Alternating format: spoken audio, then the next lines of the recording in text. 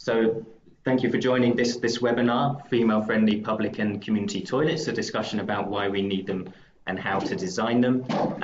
We're just running a little bit late because we've been having some technical issues. So if you do encounter any issues in seeing the presentation or hearing us, please let us know. My name's Sam Drabble. I'm Head of Research and Learning at WSUP. Okay, so before we outline the contents and the speakers for today, we just wanted to give a little bit of context and the background for the webinar. So this came out of a three-way collaboration. It was initiated by WaterAid, who also brought in UNICEF and then Water and Sanitation for the urban poor. And we've been collaborating on this guide that you see here on your screen, which forms the basis for our discussion. So the guide is titled Female-Friendly Public and Community Toilets, a guide for planners and decision makers. And it really breaks down this topic into three parts. So first of all, it outlines why this issue is so critical, why focus on female-friendly public and community toilets, why do these three organisations think that this is really such a central part of urban sanitation particularly. And then it goes into some detail on what a female-friendly public and community toilet actually looks like in terms of design and user requirements. And then it reflects on how to provide those female-friendly toilets at the citywide level, how to achieve scale. So today we're going to begin by taking you through, just as a summary of the contents of the guide, the why, the what and the how. So Lisette Burgess, who's Senior WASH Advisor at UNICEF, will introduce the why. Then we're going to hand over to Priya Nath, Equality, Inclusion and Rights Advisor at WaterAid, who's going to talk through the what, so what a female-friendly public and community toilet looks like. And then myself, Sam Drabble, I'm going to talk about the how and how to achieve scale. Then we're going to try and share some case studies or examples where these processes set out in the guide have been followed and implemented effectively. And then we're going to end with some questions, reflections and discussion. And of course, we are very keen to hear from you. And just as a final comment, we're coming at this very much from a WASH perspective, but there may be people joining this webinar who have a different background, whether that's gender or health or urban planning. So please do feel free to comment in the messaging box if it would be helpful for us to elaborate or provide any further context on any of these issues as we go through. Okay, I think that's enough of an introduction from me. So I'm going to hand over now to Lisette Burgess from UNICEF, who's going to talk about the why. So Lisette, I think probably the easiest thing here is if you just let us know when you want to move on to the next slide, and we'll do that. Hi, good morning, good afternoon, good evening, everybody. Yeah, thanks for the nice introduction. It's a pleasure to be here. I think with this group now, we are moving to close to the 200 people who have been online on these webinars.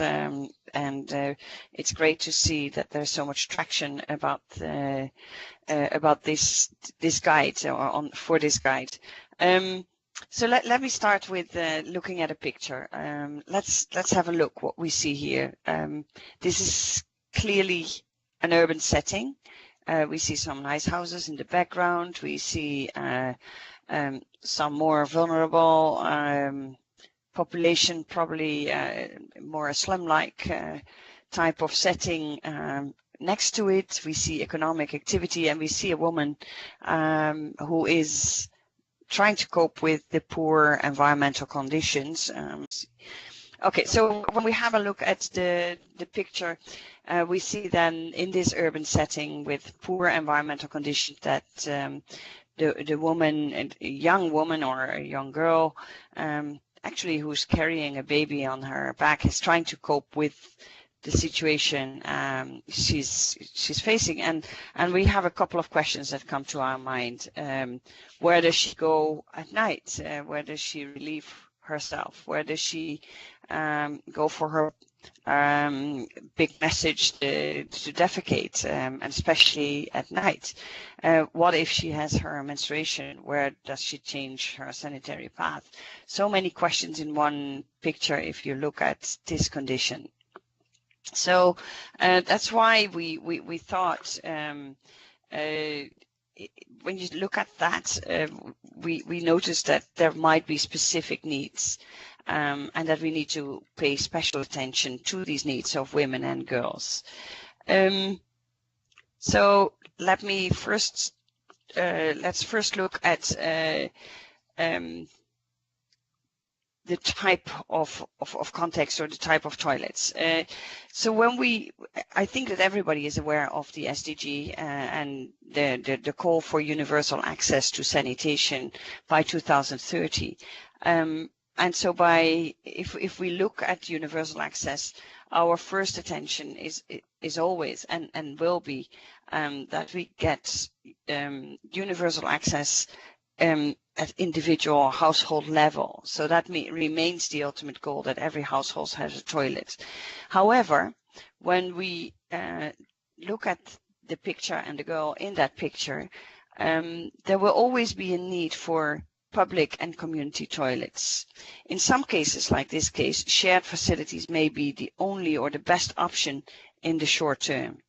And so there are two specific situations where public and community toilets are especially important. For community toilets, it is low income, high density settlements where the situation for household toilets may be challenging. As I said, it may be the only option for the moment.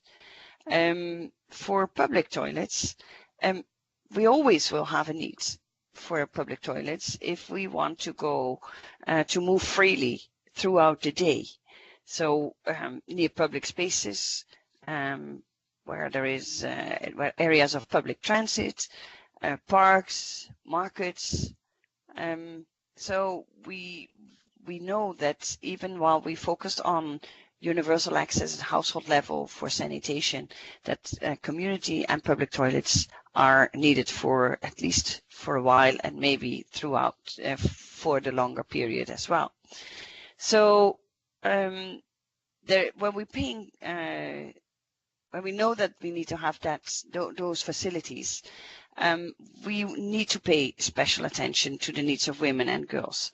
Two specific sets of reasons. Next slide, please. And that is, can we have the next slide? Yeah. So one is one group of reasons is because of biology and physiology of women, the difference between men and women. As Isha Ray says from Berkeley University, said once in her TED talk, women have specific needs to respond to their short, long, and monthly call. And with the short, she means the urination, urinating, the long call, defecation, and monthly, the menstruation. So women cannot urinate as easily as men can.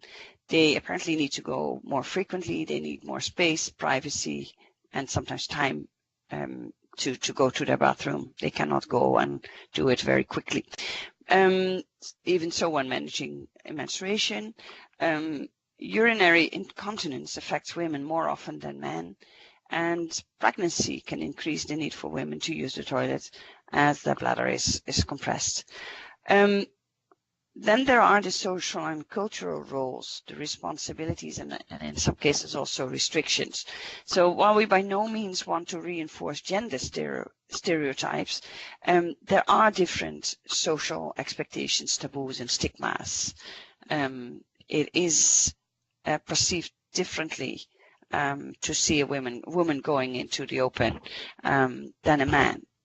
Women are at greater risk of sexual violence and harassment, and in many cases, women are still the main caregiver for children, sick people, people with disabilities, and older people, and that will then call for special requirements also when designing the toilets. We will go into that a little bit later.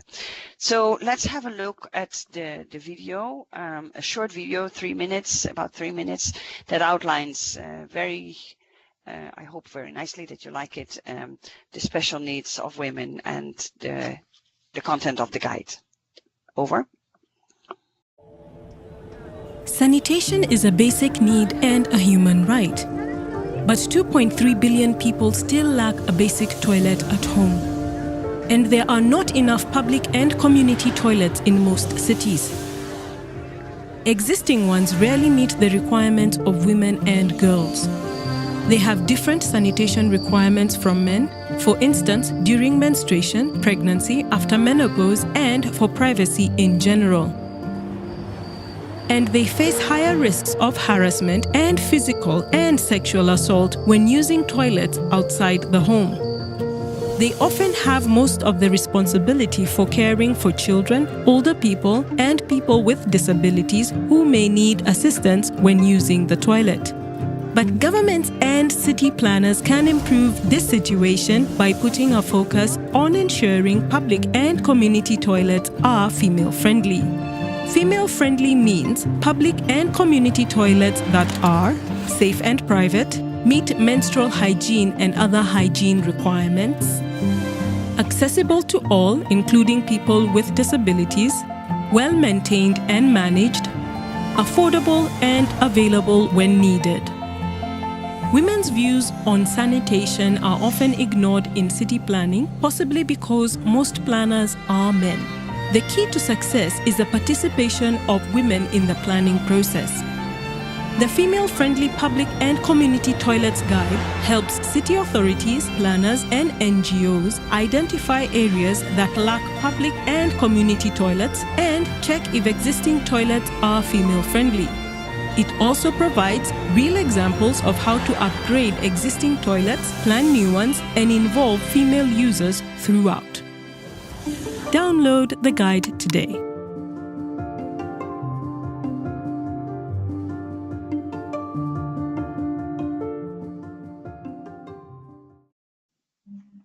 Welcome everyone. My name is Priya. I'm Equality and Inclusion Advisor at WaterAid.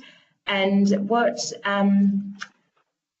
so now we're looking at the what. So thinking about what does it actually mean to have a toilet, a public toilet or community toilet that actually does meet the requirements of women and girls, as well as the rest of the community, men and boys and everyone within it. So in this guide, we break it down into 6 broad requirements. And this is based on a lot of the evidence that is already out there, a lot of research that's already been done around what are the barriers, what are the biggest obstacles for women and girls actually accessing existing toilets and facilities. So the broad requirements for us in this guide are safety and privacy. The second is that it needs to meet menstrual hygiene and other hygiene requirements, that it's accessible for all users, no matter what, where they're at in their life cycle or what other requirements that they might have, that they're affordable and available when people need them, when people in the local area would normally want to access toilets, that they're well maintained and managed, and finally that they meet the requirements of those caregivers and parents in a community or in a public space. So in the guide, we focus on these 6 broad requirements, but we break it down into what are the features that might be essential within each of these areas, and then what are maybe more desirable, nice to have features, but also features that are really context specific and need to be considered differently in different places.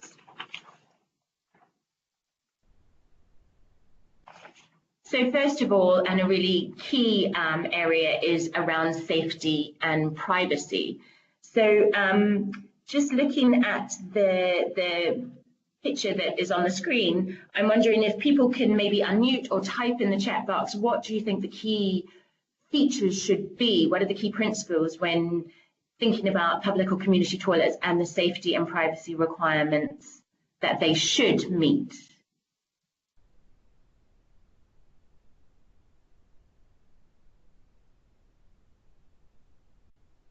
Yeah, thank you. So Michaela says well lit. That's really good. Feel free to unmute, by the way.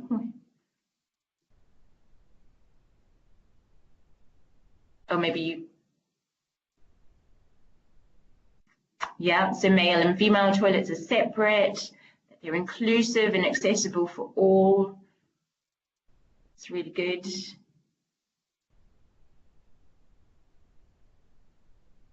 Yeah, location is important for safety and privacy.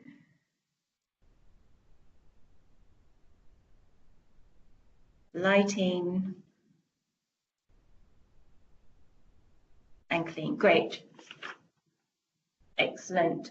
So within the guide, it identifies probably around 7 specific requirements within the safety and privacy section, and a lot of them have already been mentioned by you in the chat box. So they are, as it pointed out, separate entrances for male and female sections, and that there is privacy of those entrances. So it's not, you know, you can't see each other going into the different parts of the toilet. That the location, as pointed out in the chat, also is a safe location, that there has been some effort to understand if that people feel that that location is safe and that they would walk to that area to use a toilet. As mentioned by a few people, that there is good lighting and that it's not dark, there aren't massive shadows around the place that might make it feel less safe. Yeah, and trained female and male caretakers. This has come up in a lot of research around how people's feeling of security, their sense of security, is also determined by who is in and around the facility, who might be managing it, who might be cleaning it. And that there is robust material being used so that there is a sense that you can't easily break doors, for example, or look under or over doors or structures. And that they're designed for privacy, so there aren't windows in wrong places, or often there might be whole things put in to allow natural light, but if that also compromises privacy, then that needs to be redesigned. And clear signage, so that it's really clear which part of the toilet is female, which part of the toilet is male, which part might be what part you would use if you needed an accessible cubicle, for example, and that the toilet block in itself is clearly labelled as a toilet block. So move on to the next area that we have identified that it's really key to have in public and community toilets, and that is that the public and community toilets meet menstrual hygiene management and other hygiene related requirements. Is that picture right? So, okay. So in that space, we want to ensure that there is access to soap and water, that there is menstrual products that people can access either from within the toilet space itself or nearby, or from caretakers if they don't have their own. That, and very importantly, that there is disposal options for people when they have their periods and they're using menstrual products, and that disposal option is suitable and context that is acceptable in that context, that women and girls using those public and community toilets would feel comfortable using that disposal mechanism. So in this picture, you can see a bin with a lid on it, which is really important. Even the simple fact of not having a lid can really hinder how people will feel comfortable to dispose of their menstrual hygiene products. That hooks and shelves within the cubicle, any female online will understand, or probably most people online will understand, that you don't want your possessions to be on the floor of a toilet block, especially if it's not cleaned regularly. And if you are changing menstrual products, then you need somewhere to put them as you're changing. You need both hands free, essentially, to do that work. Mirrors have been shown through research to actually improve people's likelihood that they're going to wash their hands. So mirrors are a great way of assisting hygiene. And depending on whether it's a community or public toilet, if it's a community toilet, then having those washing or bathing units within it is probably going to be a good idea. Again, this is done, understanding whether this is a good requirement or a need would have to be context specific, but also at things like bus stations, big travel hubs, washing and bathing units are often useful. The third requirement is that they are accessible to all users and across the life cycle.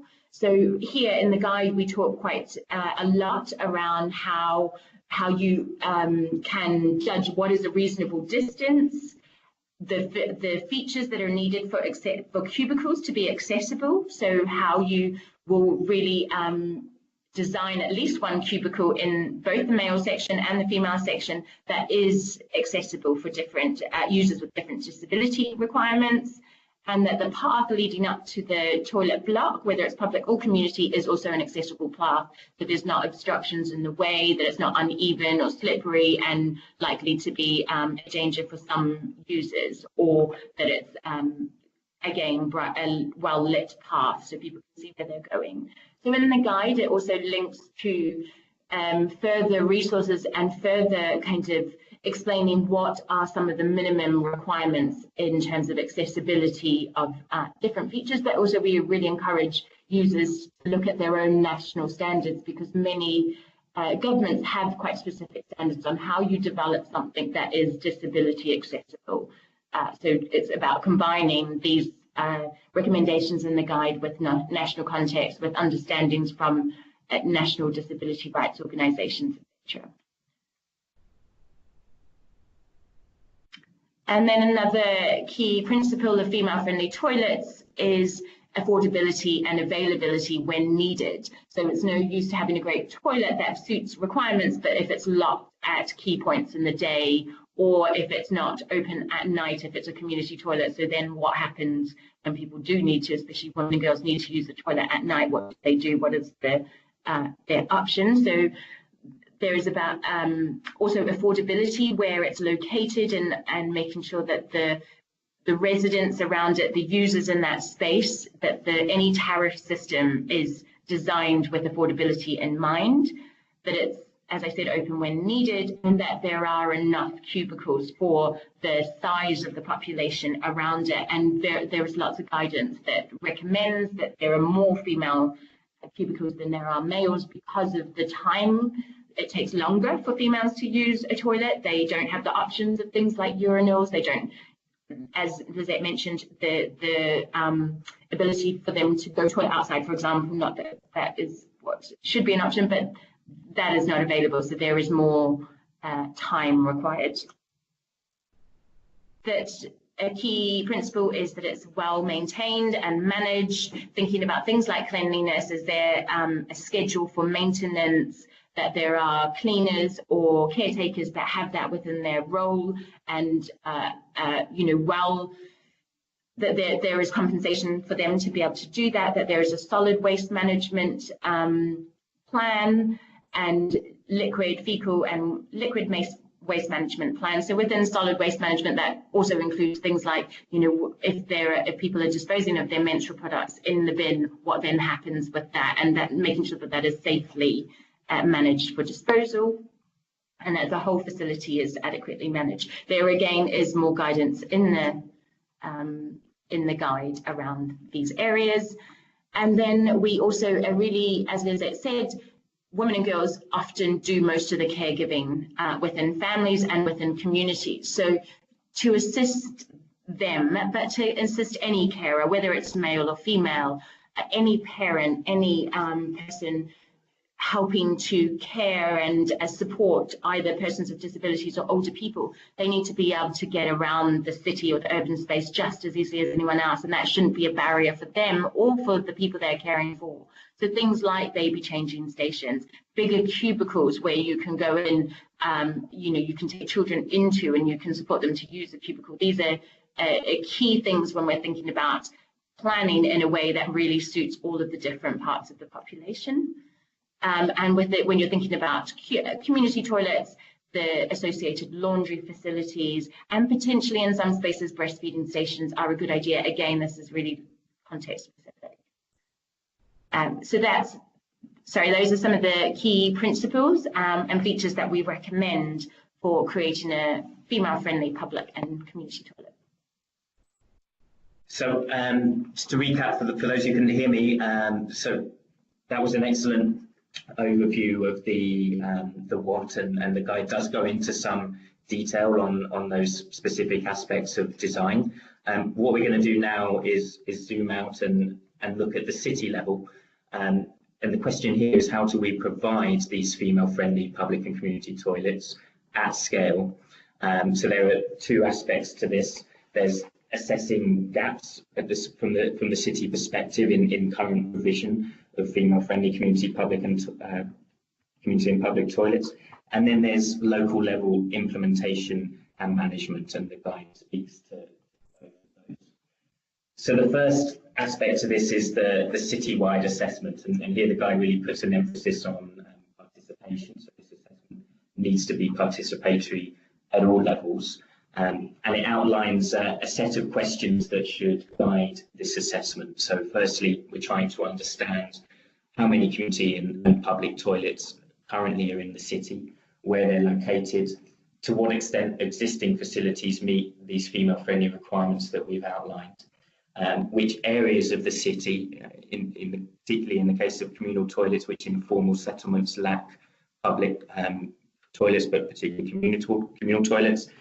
And then that provides a basis for understanding what needs to be done in improving the situation. So the guide also gives an example of conducting this mapping process. So what you see here actually is a snapshot of an informal settlement in Mathare, Kenya. Now the guide suggests as one of a number of processes that could be followed to conduct this mapping, so gathering information on informal settlements and the number of toilets in those settlements, locating toilets on a map, developing a catchment area of perhaps around 5 minutes from those communal toilets, and then colour coding the zones of those settlements to indicate where priority action is required. So what you see here in this example is we might develop a free colour coding system. Red indicates priority areas with no access to community toilets, or where the toilets are effectively defunct, and where action is needed to provide those facilities. Amber might indicate zones that community toilets do exist in, but they are not female friendly or adequately female friendly and need to be upgraded or expanded. So through this mapping process, and the guide provides more detail on that, we again have a basis for intervention. Now, once we've got that citywide mapping in place, the second aspect to this is local implementation. And here the guide emphasizes participatory processes. And it sets out a number of factors that should be informed through participation of women and girls. So those are, for example, the exact location of the toilets, the opening times, tariffs, the O&M arrangements, and priority female-friendly features. Now we're going to give some case studies just to bring that to life in a moment, but just wanted to close this section by underlining some key principles that should inform both the citywide assessment and the local implementation. So firstly, we've mentioned it should be gender sensitive, gathering the perspectives and ensuring participation of women and girls and other any disadvantaged groups throughout this process. This should be realistic, and that includes really the level of ambition of the intervention, whether it's realistic and whether there's capacity and political will to implement this process at the citywide level, or if we might need to begin in select informal settlements, for example. Clearly, any work in this area should be rooted in an understanding of the institutional, regulatory and financial framework. So are there existing national plans, budgets, financing opportunities, bottlenecks to service provision that should be taken account of through this process? And just to underline that this clearly should not be standalone, so any activities should integrate with existing plans, for example, around urban planning, slum upgrading, fecal waste management, any existing initiatives also to improve household toilets and integrating the provision of communal and public toilets into those initiatives. And another point which is not mentioned on this slide, but which is really critical, is to involve relevant stakeholders from government departments clearly in this process. Okay, so that completes really a flying tour of the why, what, and the how from the guide. What we're going to do now is just move into some city-level case studies and also national level. I want to begin with Bishop of London. So this is otherwise known as WaterAid in India, and this is a really strong example of citywide mapping that we've been outlining. So just as some brief context on this case study. Thank you. So on this example of WaterAid, so this is a city of 2 million people. It's the second largest city in Andhra Pradesh. And this activity took place in the context of the Swachh Bharat mission, which many of you will be aware of, a national level, really significant initiative in India. This particular project was a 3-year project. It was conducted by Advisory, which is the consultancy arm of WSUP, funded by USAID, and the key implementing partner was the municipal authority, Greater WaterAid Municipal Corporation. So through this 3-year project, there were a coordinated set of activities that were implemented to help the city achieve open defecation-free status. And the point that we want to underline is that that process actually began with this citywide mapping to understand both current practices of open defecation and open defecation hotspots within the city, but also understanding the current prevalence of public and communal toilets, on the understanding that Swachh Bharat activities which place an emphasis on individual household toilets also recognise that public and communal toilets are a fundamental part of actually achieving city-level open defecation-free status. So that mapping was conducted by the Urban Migration Centre, Ahmedabad. That found that there were 260 public and communal toilet blocks in the city, but of those, only 6 were really in acceptable condition. And upgrading these facilities was identified as really a critical step and a foundational step in achieving citywide ODF status. So nearly 200 of those toilet blocks were upgraded through the programme, and central to that upgrading was the implementation of gender-sensitive retrofitting plans. I think that's a really strong example of this citywide mapping process, and then following through on that. And just to add, we've been emphasising local implementation, and this programme really did put an emphasis on engaging community-level groups, including women's self-help groups, through this process. Okay, before we go to another city-level example, I wanted to bring Lizette in now, staying on India and this activity around Swachh Bharat. So Lizette, I know there's another example of WaterAid and Unicef working to introduce revisions to national policy in this area of female-friendly communal and public toilets. So I wonder if you can just speak a little about that. Yeah, just to emphasize that there are many ways to use the knowledge and the guide. In India, the government of India, as part of the Swachh Bharat mission and this big program push for sanitation, the ministry was developing a guide for sanitation for community toilets and public toilets.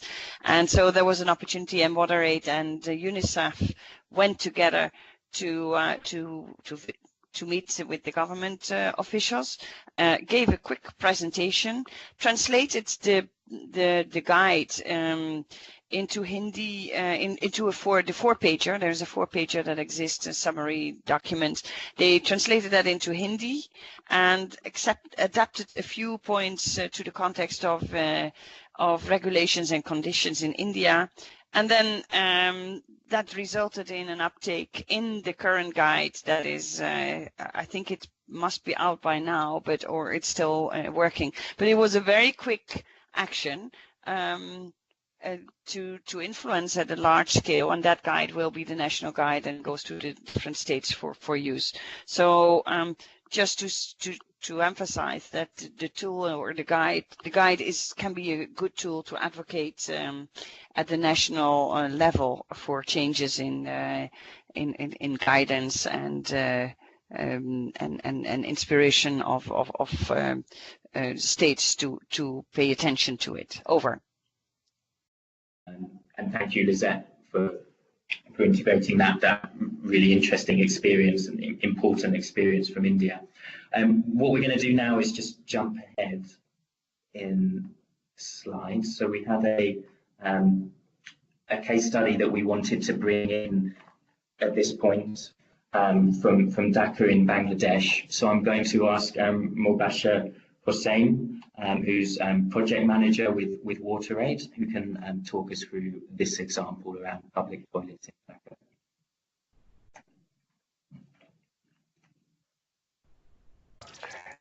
Okay, thank you very much I was just listening all of your experiences, so it was very linked with our experience. So in Dhaka, we have started this intervention and focusing because in Dhaka, there was a public toilet culture in Dhaka, so public toilets are not well maintained. That is why the women are not there.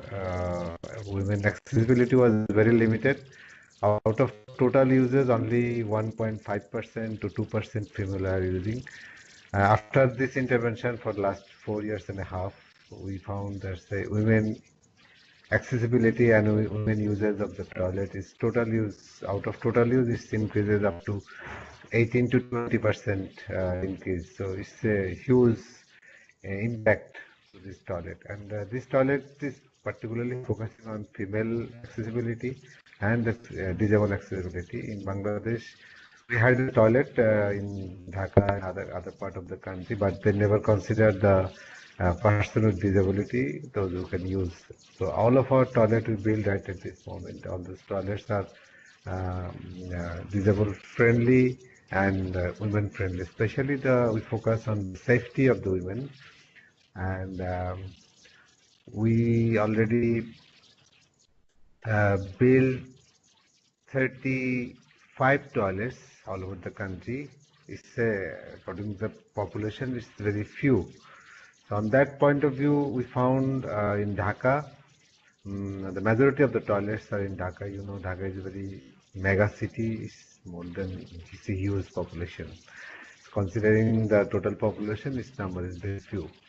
And we introduced some of the issues in the toilet, those who never been practiced, especially this availability of the sanitary pad inside the toilet.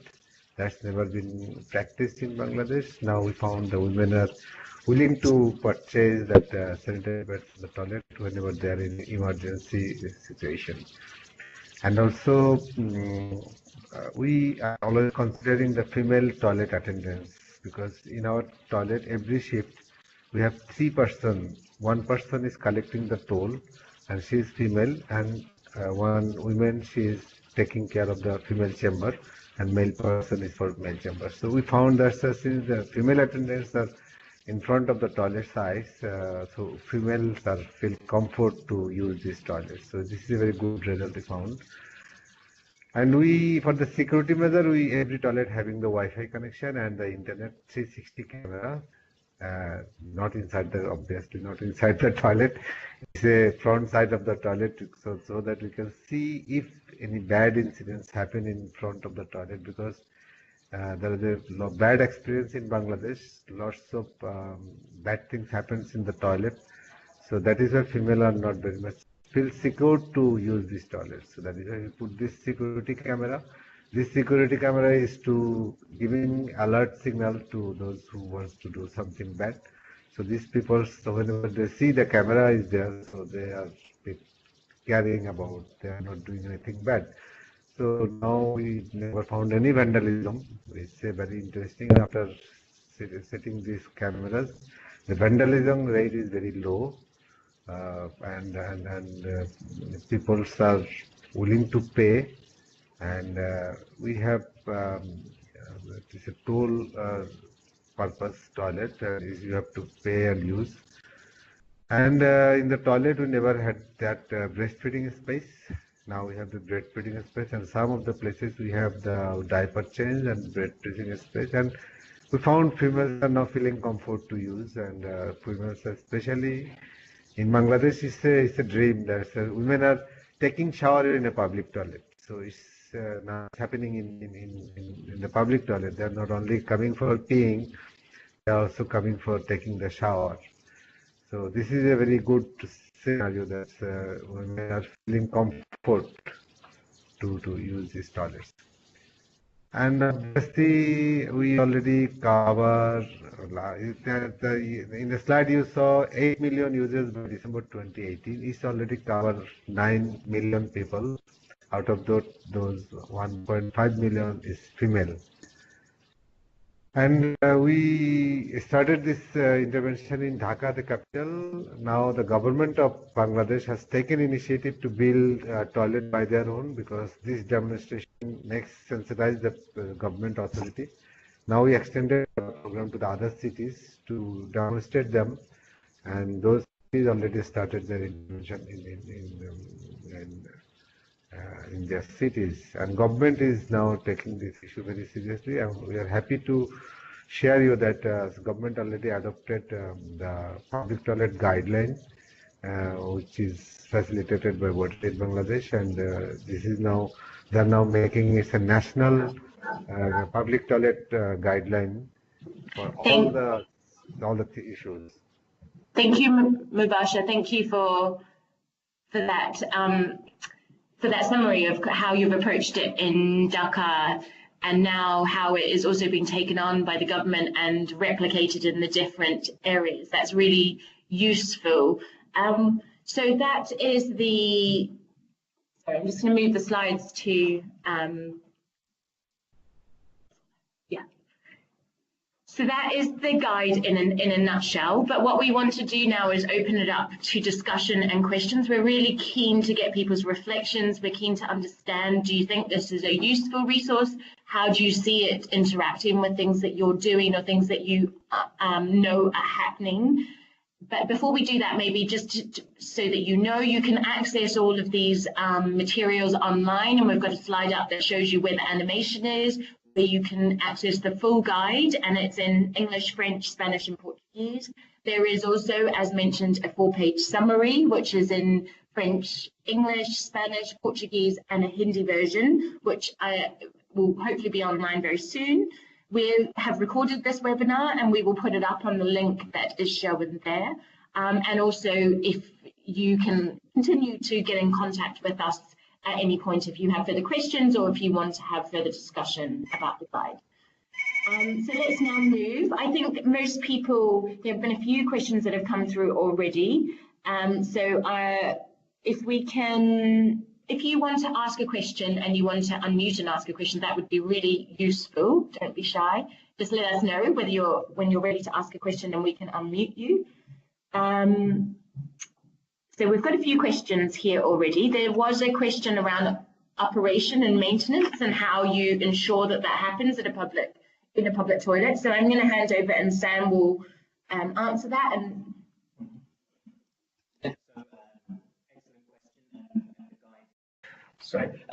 Yes, so excellent question. The guide really emphasises again that the solution will be context specific, but it does set out some fundamentals that need to be addressed. So, for example, the provision of a caretaker, a cleaning and/or a cleaning rota for the facilities, the provision of menstrual waste management.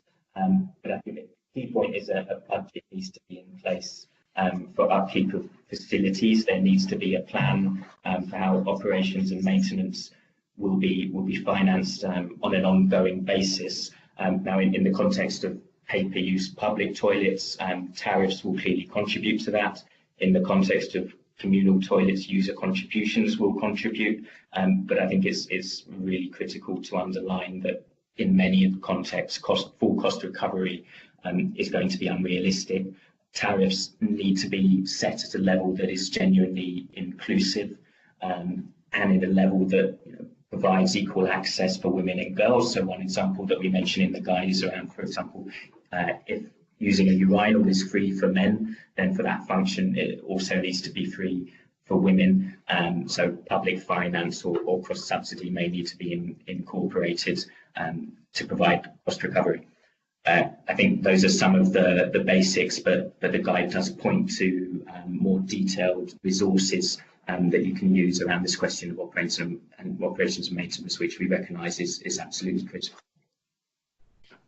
Priya, can I come in just to respond also to this question? We've had a few more questions come through. There's a really good reflection from Kate around what about the issues of non-binary gender identity and unisex facilities, or people that don't identify as male or female. And I think that's a really good question, Kate, and something we reflected quite a lot on when we were writing this guide. The reason why we have purposely had to call it female friendly is because we understand that we have not tackled and we don't have enough evidence to tackle and experience to incorporate the what would be the best principles and features to cover, for example, non-binary gender identity populations or transgender populations or third gender populations as exist in some places. We have done a bit of work in this area, a bit of research, and what really comes out strongly is that, you know, the context is so key. Understanding, you know, with transgender communities or non-binary communities or third gender communities, what they prefer, what is the safest option for them. Do they want separate third gender toilets, for example, or do they just want to be guaranteed access to either male or female cubicles?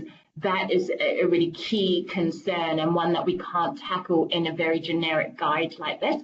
So we would like to do some more work in this area, understand it a bit better, work with you know, more expert organisations than ourselves before we can integrate that into a guide like this. But we do recognise that that is a gap, and that is one of the reasons why it's labelled female friendly as opposed to gender sensitive or gender inclusive public and community toilets. I hope that, Kate, makes a bit of sense, but yeah, we're really open to ongoing discussion on that one. There were also questions around user fees and does that restrict access and kind of stuff around that. I think Andreas has answered some of that in the chat, which hopefully is enough.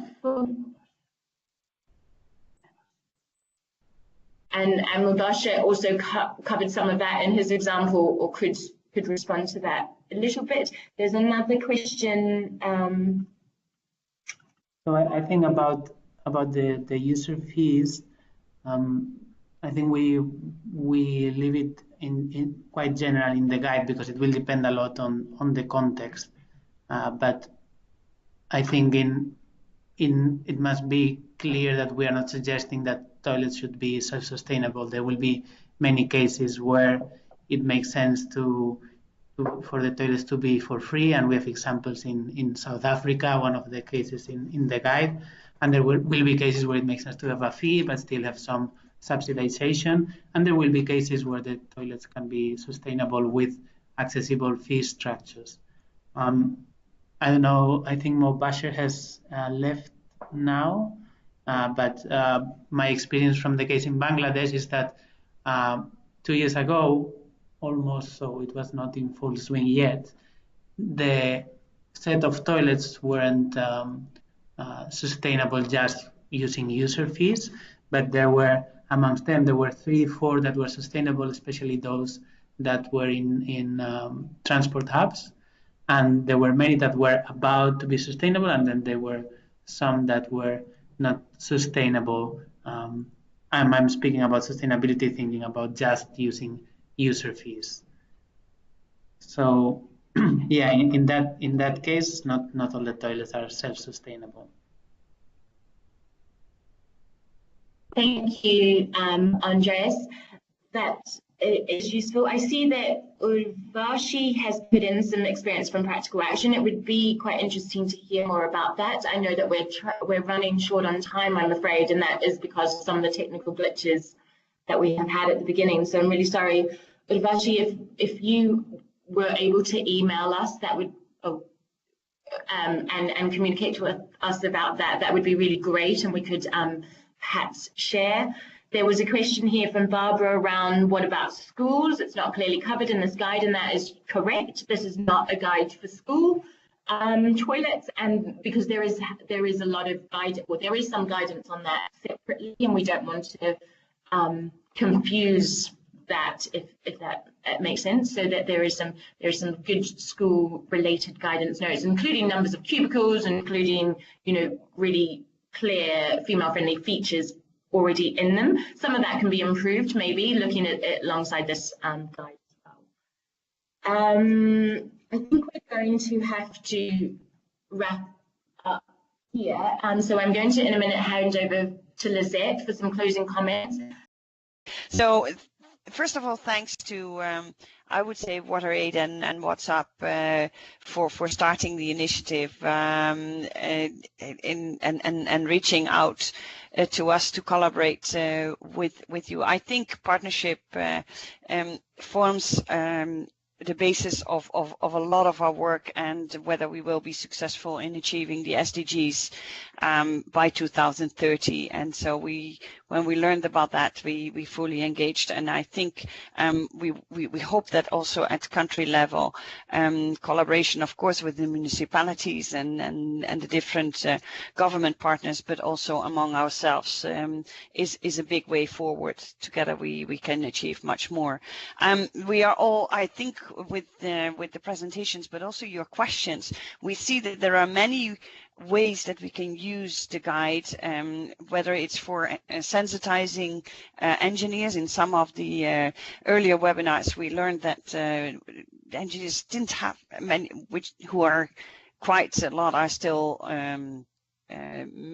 only male. The workforce is only male in that context, but many of them expressed that they were just not aware of it. So the use of the guide can vary from simple awareness raising among people who are involved in this field to a more extensive work and learning. There are many questions, as we can see from the box, especially in India, about social differences and social structure. But I think that when we look at the mapping and the opportunities to look at the whole picture of public and community toilets, that we can make a big way forward, and it's up to the community and the municipality together with the different experts also to find then solutions. So we also do see from the examples that it's not one size fits all. It's what you do is very context specific, and just adding to the different examples, I thought that an example that came from Malawi, I think it was our colleague from WaterAid last time, she suggested when you do a mapping in the urban areas, look at the vulnerabilities, look at the needs, but do not only focus on the poorest or the most vulnerable. Take the whole picture in mind, and look also where the toilets are. And in some of the cities, they found that there were the most affluent areas were the areas where most of the toilets were there. And when they looked at the user fee structures and payment systems, it were the most affluent who had more access at home to the toilets, had more access to public and community toilets, so that they could move freely throughout the day, and had less fees or no fees at all. So it might be an excellent opportunity to look at a more structured way of moving forward. As UNICEF, we are moving forward. We have integrated the gender and the female-friendly principles in our urban framework, and we will continue to do so. I am sure that with our joint work, we can influence governments to include it in guides and in policies, as was briefly discussed. So thank you all for joining. As Priya and Sam indicated earlier, the resources are there. There are multiple languages. I think we have now French and Spanish in the making. French is done already.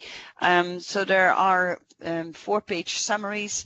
Please translate it, adapt it, let's get our hand and feet dirty. And if you have experiences ranging from failure or mistakes to success, please continue to share that with us, because we consider this a living document. And I think this is just the start of the work that we are embarking on. So thank you all colleagues and all of you working in this field. Looking forward to learn further in the future about how we can make sure that we have access, that women and girls have facilities that are also adapted to their needs and not only men. Thank you so much, and have a good day, evening, and see you soon. Bye. Bye. Thanks, everyone.